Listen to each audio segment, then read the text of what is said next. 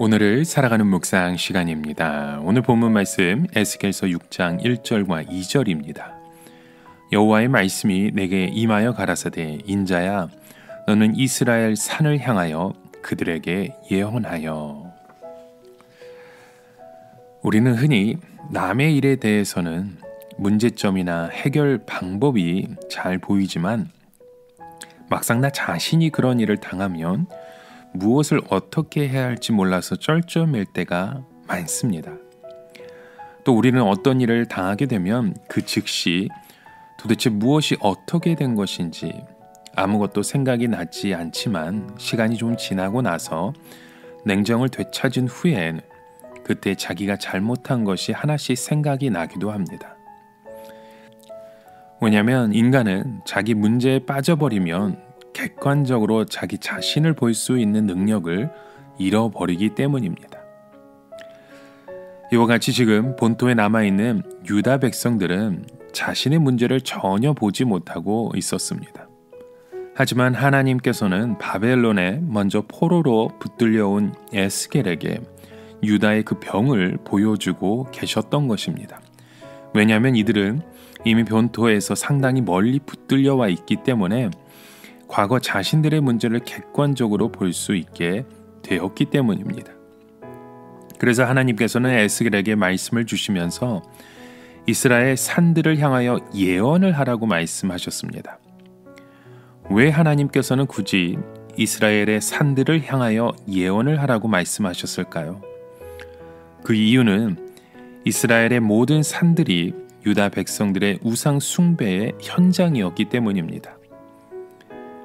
우리나라도 산골 골짜기나 바위가 있는 곳에 밑에는 을의 무당이나 구슬한 흔적들을 우리는 찾아보게 됩니다. 유다 백성들의 우상 숭배는 거의 우리나라의 굿과하는 것과 비슷했습니다. 그러나 이스라엘 우상 숭배는 우리나라보다 더 저질이었던 것이 바로 바알 우상 숭배를 하고 난 후에 거기에 성적인 행위가 있었기 때문입니다. 특히 유다 백성들의 타락은 너무나도 심각했습니다. 유다의 산이나 산골짜기 중에 웬만한 곳은 우상 숭배를 하지 않은 곳이 없었습니다. 그래서 하나님께서는 이스라엘의 모든 산을 향하여 이 말씀을 하라고 하셨던 것입니다.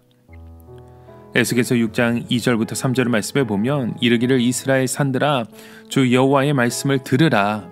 주 여호와께서 산과 작은 산과 시내 골짜기를 대하여 말씀하시기를 나 곧 내가 칼로 너희에게 임하게 하여 너희 산당을 멸하리니.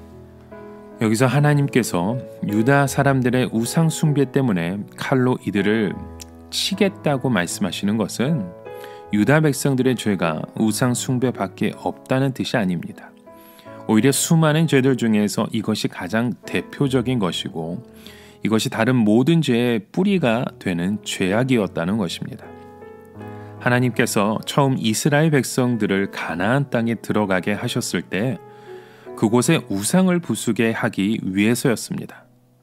하나님께서는 우상을 없애기 위해서는 모든 가나안 족속들을 몰아내는 대가까지도 지불하라고 명령하셨죠.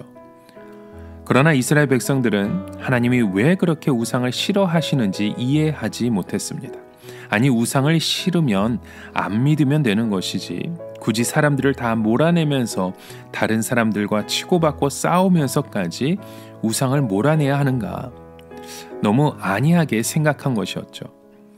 더욱이 이스라엘 백성들이 알지 못하고 있었던 것은 우리 인간들이 얼마나 죄와 친화성이 있고 우상 숭배와 친화성이 강한지 몰랐던 것입니다. 친화성이라고 하는 것은 서로가 끌어당기는 힘을 가지고 있는 것을 말합니다. 우리가 생각하기에 죄라고 하는 것은 나쁜 것이기 때문에 제정신을 가지고 절대로 죄를 짓지 않을 것 같습니다. 그러나 친화성이 강한 죄는 사람을 미치게 만들어 버립니다. 죄에 인이 박히게 하고 죄가 습관성이 되게 해서 죄를 짓지 않고는 견딜 수 없도록 만들어 버리는 것입니다. 아마도 이스라엘 백성들이 처음에는 거의 호기심으로 장난삼아 우상숭배를 시작했을지도 모릅니다. 그리고 처음에는 우상숭배를 하면서 남이 볼까봐 두려워하고 하나님이 당장 벌을 내리실까 벌벌 떠면서 거의 구경하시다시피 했을 것입니다. 그러나 일단 한 번 하고 난 후에는 자기도 모르는 사이에 양심이 무디어지게 되는 것입니다. 그래서 그 다음 할 때에는 죄책감이 적어집니다. 그리고 그 다음부터는 자꾸만 하고 싶어지는 것입니다.